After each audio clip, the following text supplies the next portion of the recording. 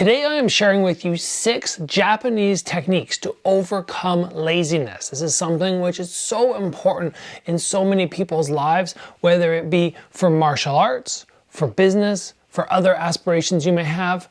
I saw these, I went, those are fantastic principles, techniques, and I have to share them with everybody on my channel.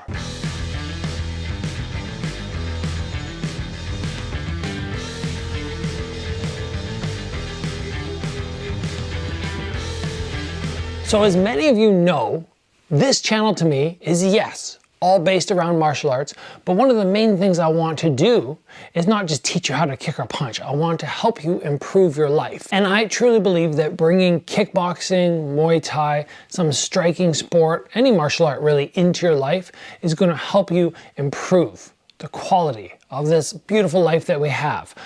But I don't just want to focus on, oh, this is how we punch and kick. There's more to it than that when we're talking about martial arts. And I like to bring in other aspects of, conversation and what it takes to be a good person.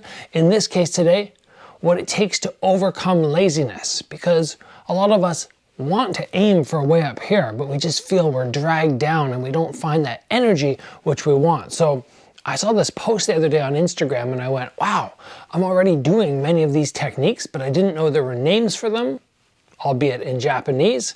And there were a couple where I went, wow, I need to really bring that into my life. So the very first technique to overcome laziness, and I'm going to struggle with the pronunciation of these, probably completely wrong, Ikigai is called. I'm going to throw the name up there, the little video clip as well, which I saw.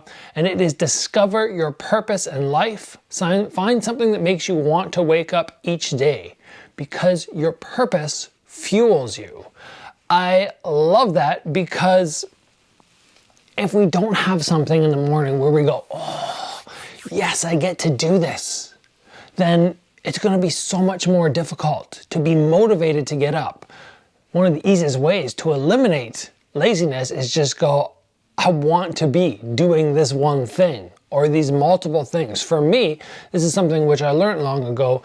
If I wake up in the morning and I don't like what I'm doing, I don't love the day. But when I wake up and I make YouTube videos for you guys, I get to go teach kids classes, I get to train for upcoming fights. Every day is amazing. So find something which you just go, oh, I love this. And I mentioned this to somebody the other day and they said, well, what about for the people out there who don't know what they want to do or feel trapped in what they want to do? And yes, that's going to take extra work, extra strength to really look inside and go, oh, what do I want to do? Or to, venture out and try new things until you find something that really resonates with you. But when you manage to accomplish that, it is totally worth it. Japanese technique to eliminate laziness number 2 is called Kaizen.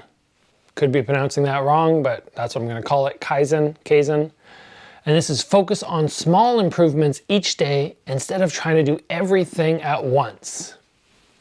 I've mentioned this on the channel before, but it was in an episode so long ago you probably forgot about it. People have asked me many times, Gabriel, how did you go about winning world titles with the biggest promotions? How did you go about taking a YouTube channel from, 1,000 people or 10,000 people when you first started watching to one of the bigger ones with now 218,000? And I think people see or hope that, the jump from down here to up here will happen very quickly. But the truth is it doesn't. Even for somebody like myself, it was a slow going road. And many of you probably started on this channel when it started taking off, but I had the slow struggle from something like 100 subscribers to 1,000 subscribers, which took a darn long time. I can't remember how long that took. Was it 9 months? Was it a year? And then the climb from 1,000 to 10,000, again, took something like another year. I was only putting out a video a week at that point, but still, it was time where I was building. And do you think that I shot up in my fight career like bang, bang, bang, bang? No, there was slow going. There was lots of hurdles in the way. And what did I do? I focused on small goals instead of the big ones, because if you focus on those big goals, it becomes daunting, overwhelming, and you feel like in the grand scheme of things, with you being down here and wanting to reach here, if you're just going like this, it feels like you're really doing nothing. So I've always put the emphasis on small things. Get to 1,000 subscribers. Okay, I did that. Let's get to 10,000 subscribers. Okay, I did that. Let's get to 50,000 subscribers. You set your goals, small ones. Fighting. I want to have a fight. Did it. Next goal. I want to win a Canadian title. Did it. Next goal. North American, and then world title, and then pro. I never went, oh, I want to be a high-level pro fighter with a title in Glory or Bellator. Small goals, and you will eventually reach the big ones. Number 3 is called the Pomodoro. The Pomodoro technique. Probably butchering these. Work for 25 minutes without distractions. Take a break for 5 minutes, and then repeat. It's a great way to get more done in less time. I learned that about myself years and years ago when I was in school, when I was in university, or maybe even high school, I can't remember. Even now on YouTube, instead of sitting down and going, okay, I have to study for the next 6 hours, or I have to create for the next 6 hours, I'll sit down and I'll give myself maybe not 25 minutes, but sometimes it'll be half an hour, sometimes it'll be 40 minutes. And then when I start to feel like my productivity is decreasing, I'm not getting as much done anymore, I'm not really wanting to be there, I'll get up, I'll do something. Sometimes it's little mini workouts. Sometimes it'll be go outside and head to my greenhouse. There's lots of things that we can do, but it's just get away from that for a moment, refresh the mind, and be excited to get back to it. So I love this technique, and I think it is something that many people out there will benefit from. Number 4, Hara hachi. Hara hachi. Something along those lines. Don't stuff yourself with food. When you've hit 80% full, stop eating. This will increase your energy. I've had so many people tell me that when they finish eating, they feel so lazy. They just want to go and get horizontal on the couch. I have preached on this channel many times that I stop eating when I'm not hungry anymore. I don't wait until I'm full, where I feel my belly is exploding. I go, am I hungry? And sometimes this means that I have to eat something like 10 times a day, but I never have that overwhelming laziness that just sets on me when you eat a big meal and you're going, oh.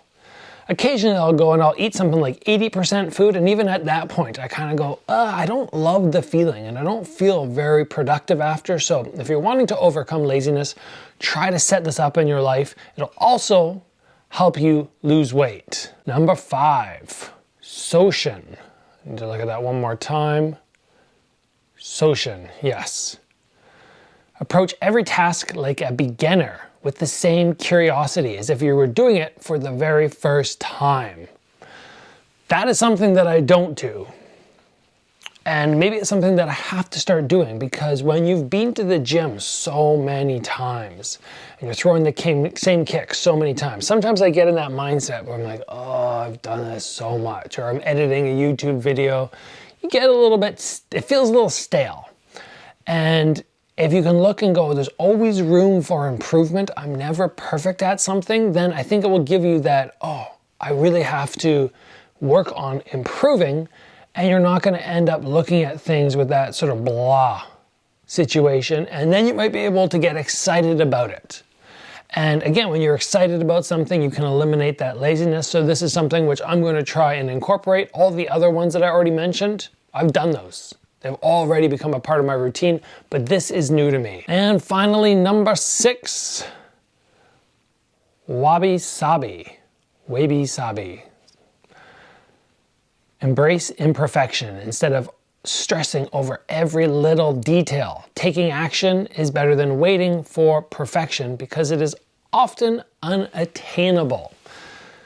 This is perfect, and this is something which I realized the hard way by making mistakes and actually trying to deliver videos to you guys, because the first couple times I made videos, I didn't end up posting them because I thought they were not good enough. So I went, oh, I'm gonna put all this effort into this video. I was like stressing out about filming it. I would film it, I would edit it to perfection, and I wouldn't post it. And then eventually I did start posting videos, but I was going for, oh my gosh, this is gonna be the best video ever. Then I realized, you know what?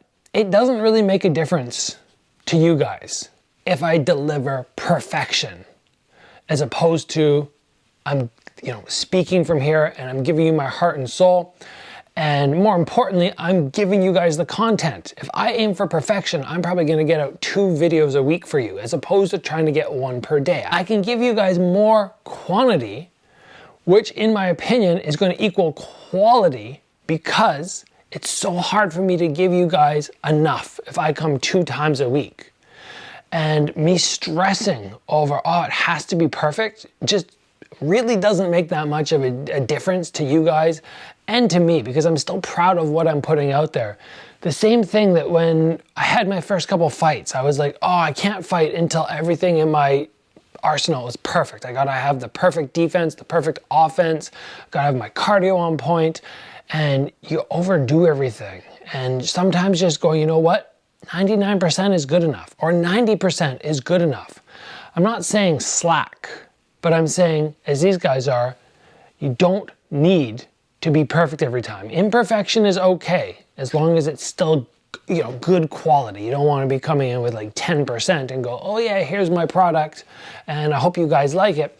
So these Japanese principles, I think, are really gonna help with laziness. The last one that we were just talking about, you're gonna feel lazy, or you're gonna start getting lazy if you're always worried about perfection, because you're just gonna get so discouraged that I can't create perfection, and then you're just gonna stop. It might not be laziness, but it's gonna slow you down. So all of these techniques, I think if you can incorporate even half of them into your life, it's gonna make a world of difference. We have 6, and I've already incorporated 5. I'm gonna try and incorporate that last one. And I know many people ask me like, Gabriel, how do you have a fight career and teach and do seminars, have a YouTube channel? It's just so much, and it doesn't feel like that much, and I don't feel like I have to put in loads of energy. In fact, I feel like I could deliver 2 or 3 videos to you guys daily if I really wanted to be a machine.